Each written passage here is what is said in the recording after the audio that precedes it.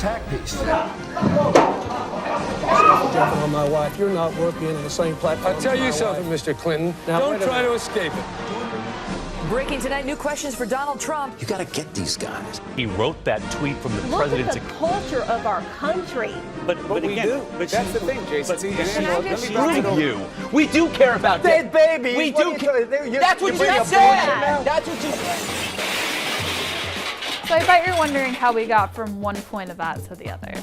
It's important to look at the history of our media landscape in the United States. You know, since televisions became a mainstream thing in American households, we only had 1 hour of news each night. We just got what was really important and nothing else. You know, that model worked for a long time, and some would argue that it still does. But in 1980, CNN went on the air for the first time, and that was the introduction to America of the 24-hour news cycle.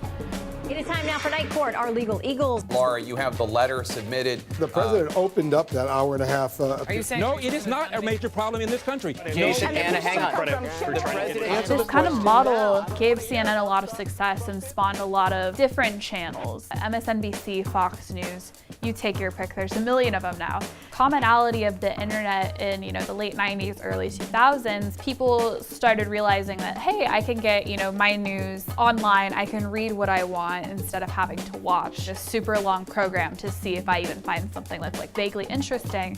And so in response to that, a lot of the 24-hour news channels decided, you know, let's make this interesting. And that's why we see a lot of people, kind of like pseudo-celebrities like Rachel Maddow, Tommy Loren, and Coulter.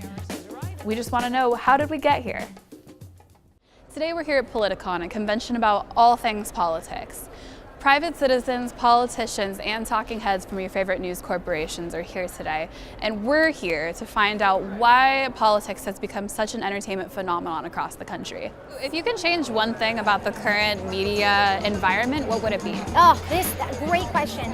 I think we have a huge problem right now, and this is one thing that I try to tackle with my channel, that journalism has become this thing where it has to provide equal coverage to both sides, right? It should just be coverage to the truth.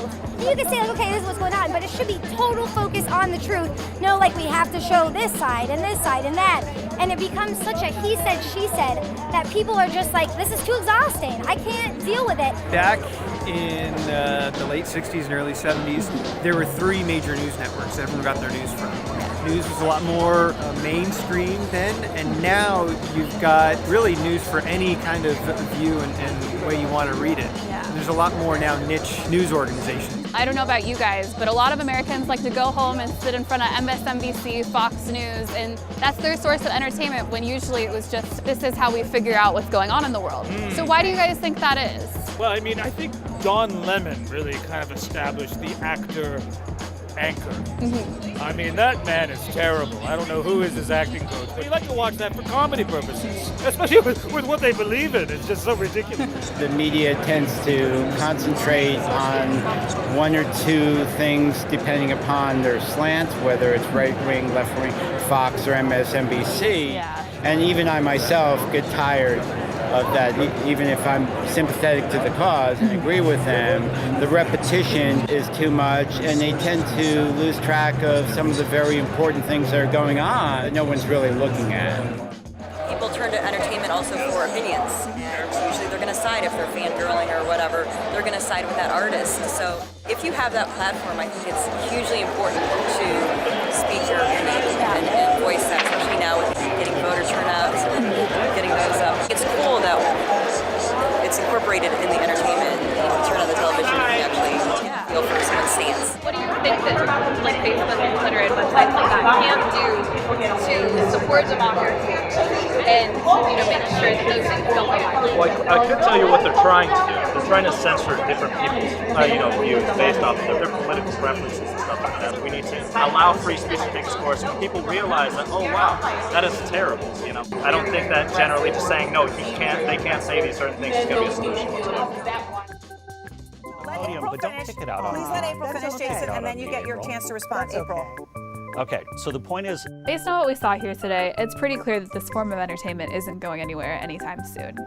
What's important for us to remember, though, is that we need to keep in mind that this is, in fact, entertainment and not news.